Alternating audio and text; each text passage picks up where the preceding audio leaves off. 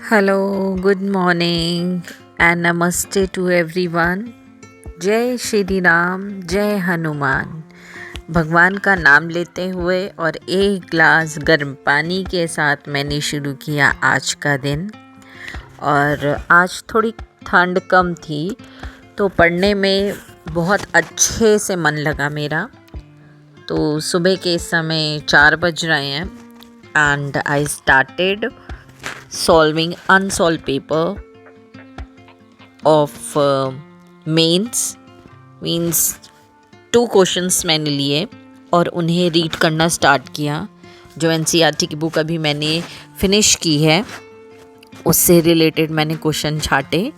ये काम मैंने कल कर लिया था और अभी जस्ट मैं देख रही थी कि एनसीईआरटी की जो एक्सरसाइज में वो क्वेश्चन दिया है वो किस फॉर्म में दिया है और जो मेंस में पूछा जाता है क्वेश्चन वो किस तरीके पूछा जाता है। बिकॉज़ लैंग्वेज चेंज हो जाती है बट मीनिंग क्वेश्चन का वही रहता है। लेकिन यस, एनसीईआरटी की एक्सरसाइज एक 12th और 10th के बच्चों को ध्यान में रख करके बनाई जाती है उसकी एक्सरसाइजेस। लेकिन यहाँ पर एक एस्पिरेंट के लिए ये पेपर तैयार किया जाता है और ये एक अच्छी क्वालिटी का पेपर है और ऑल इंडिया लेवल पे होता है। तो इस एग्ज़ाम में जो पेपर का स्टैंडर्ड होता है वो बहुत ही अच्छा होता है। तो क्वेश्चन को भी उसी हिसाब से बनाया जाता है कि एक स्टैंडर्ड मेंटेन हो सके एग्ज़ाम का। तो यहाँ पर अभी मैं एनालिस कर रही थी कि जो क्वेश्चंस मैंने कल छांटे थे, रैंडमली छांट लिया था। पहले तो देखा कि वो बुक से रिलेटेड है कि नहीं।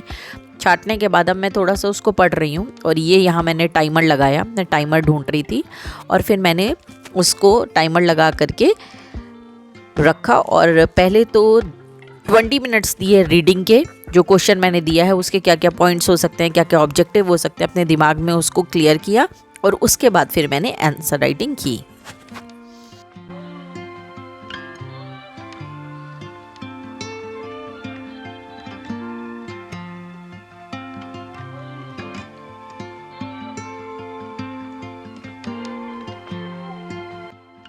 बिल्कुल किसी ने सच कहा है कि मॉर्निंग में उठो तो आपका लगभग सिलेबस कंप्लीट हो सकता है। आप जितना भी टास्क टू डू बनाते हो उसे बहुत इजीली कर सकते हो। और आज मैं आपको एक बात डिस्कस करना चाहूँगी आपसे कि मेरा पढ़ने का जो तरीका है ना, वो है कि मैं जब पढ़ लेती हूँ तो अपने आप को उसके बाद रिवाइज़ कराती हूँ। कई लोग होते हैं पहले रीडिंग लगा लेते हैं, फिर फर्स्ट रीडिंग लगाते हैं, सेकंड रीडिंग लगाते हैं, थर्ड रीडिंग लगाते हैं, उसके बाद फिर रटने के लिए बैठ जाते हैं या उस पॉइंट्स को नोट डाउन करने के लिए बैठ जाते हैं। लेकिन मेरा क्या है कि मैंने जैसे एक चैप्टर पढ़ा, उस एक चैप्टर को कंप्लीट होने से पहले एक सपोज मैंने पेज पढ़ा तो मैं बुक बंद कर देती हूँ और वो एक पेज पढ़ने के बाद फिर मैं अपने दिमाग में रिकॉल करती हूँ कि मैंने उस एक पेज में क्या पढ़ा और मुझे उस एक पेज से क्या समझ में आया।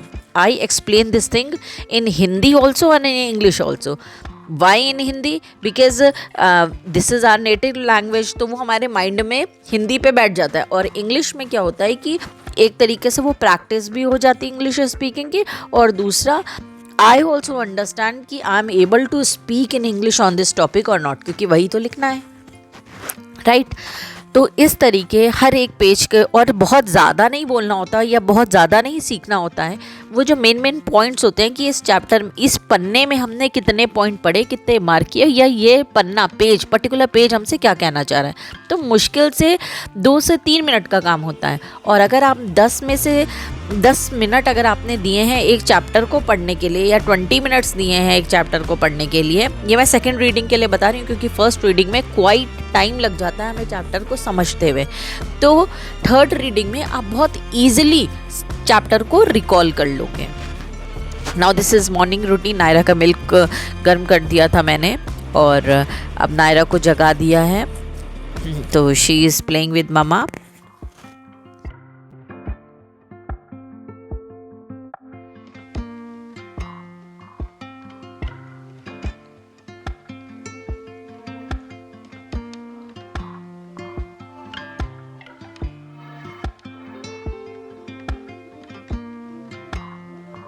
हमें अपनी पढ़ाई के साथ साथ अपने पूरी फैमिली को बाकायदा प्रॉपर टाइम देना चाहिए। इससे क्या होता है ना, हमारा माइंड रिफ़्रेश रहता है।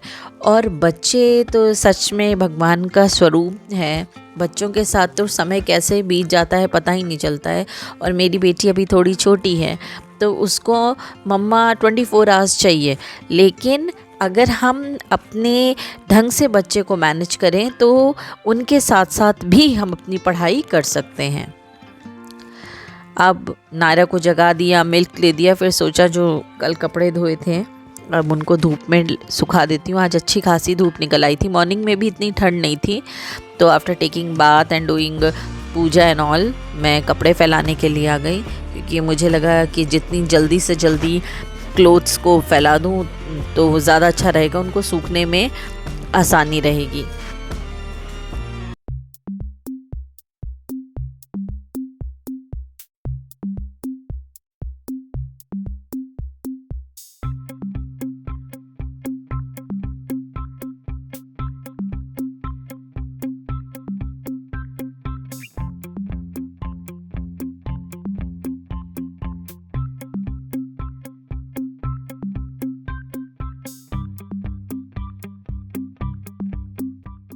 कपड़े फैलाने में ही नियर अबाउट 20 to 30 मिनट्स चले जाते हैं। फिर नीचे आके मैंने अपने लिए टी बनाई और फिर इस समय 10:46 हो रहा था।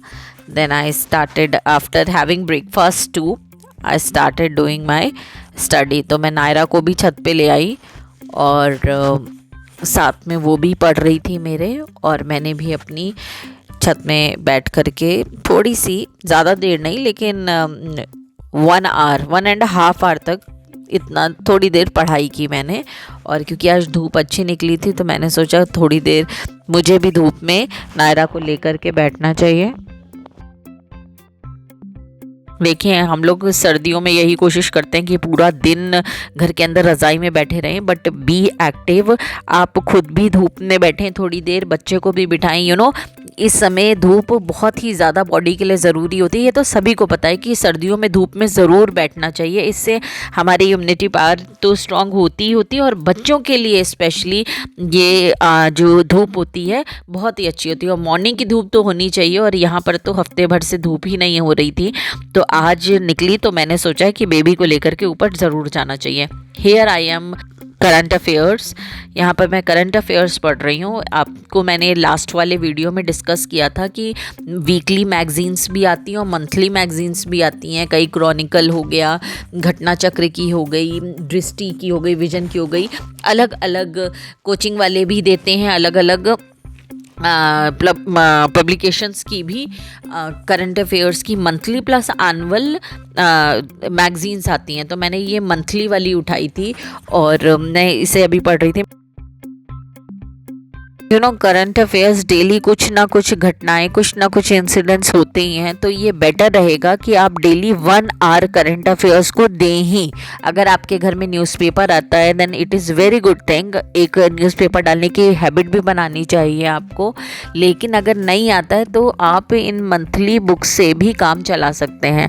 तो सबसे बड़ी चीज़, अगर if you want to give this prelims exam, तो आपको 2024 के मई से लेकर के अभी तक का जो छोटा मोटा जितना भी है, इनफैक्ट मई तक का ही, आपको 2025 के मई तक का वो करंट अफेयर आना चाहिए। क्योंकि पिछले साल का मतलब 24 का भी पूछ सकते हैं, और जैन से लेकर के वो मई का भी कुछ पूछ सकते हैं। तो एटलीस्ट आपको वहाँ से अपना बेस क्लियर करना है। पब्लिकेशन की बुक को बहुत स्टैंडर्ड माना जाता है, अच्छा माना जाता है, तो मैंने इससे स्टार्टिंग की है करंट अफेयर्स को समझने की। और इसमें बाकी भी स्टैंडर्ड चीज़ें दी रहती हैं, लाइक कॉन्स्टिट्यूशन के बारे में भी इसमें काफ़ी कुछ दिया है, काफ़ी ज्योग्राफी के भी पार्ट्स दिए हैं, एक दो दूसरे एग्ज़ाम लाइक एसएससी के भी पेपर इसमें सॉल्व करके दिए हैं। तो ये एक होलसेल मैगज़ीन टाइप की है, क्रॉनिकल की है, बट मुझे तो करंट अफेयर से मतलब था। बाकी भी चीज़ें मैंने देखी, इट इज़ गुड। मीन्स अगर एसएससी वाले भी लेना चाहते हैं तो वो भी इस चीज़ को ले सकते हैं, इस बुक को प्रीफर कर सकते हैं। But for a GK purpose, means for a current affairs purpose, this book is well. Afterward मैंने नीचे आके जितने कपड़े छत पे सुखाने के लिए रखे थे वो सब सूख गए थे। फिर उनको तह करके रख लिया, क्योंकि ऑलरेडी इकट्ठा हो जाता है तो फिर मुश्किल होती है उसको, स्पेशली एक दिन डिसाइड करना पड़ता है कपड़ों को रैप अप करने के लिए। तो आज मैंने डिसाइड किया था, क्योंकि मेरे 2 घंटे की पढ़ाई, 1.5-2 घंटे की पढ़ाई ऑलरेडी हो चुकी थी, तो मैंने सोचा था कि आज इन कपड़ों को मैं तह करके ही नीचे लेकर जाऊंगी। फिर खाना पीना के बाद थोड़ी देर नैप ली मैंने।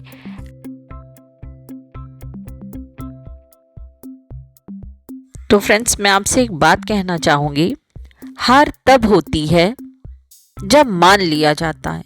हार तब होती है जब मान लिया जाता है। जीत तब होती है जब ठान लिया जाता है। जीत तब होती है जब ठान लिया जाता है। जी हाँ, हमें अपने दिल से, अपने मन से ठान करके इस जो हमने कसम खाई है कि हम ये काम करके रहेंगे, हम अपना टारगेट जो सेट किया है उसे पूरा करके रहेंगे, तो वो हम करेंगे। हम हार नहीं मानेंगे, न परिस्थितियों से न खुद से। फैमिली और सारी चीज़ों को साथ में रखकर चलेंगे और सबको सक्सेसफुल होकर दिखाएंगे। हम अपने काम अपनी ज़बान से नहीं, अपने एक्शन से दिखाएंगे। जैसे घर के काम करके हम बिल्कुल A to Z प्रॉपरली पूरे घर को सजा देते हैं बिना कुछ कहे, वैसे ही हमने ये जो बीड़ा उठाया है ना अपने लिए कि हमें ये एग्ज़ाम क्वालिफाई करना है या XYZ कुछ भी अपने लिए जो हमने सोचा है, तो उसे हमें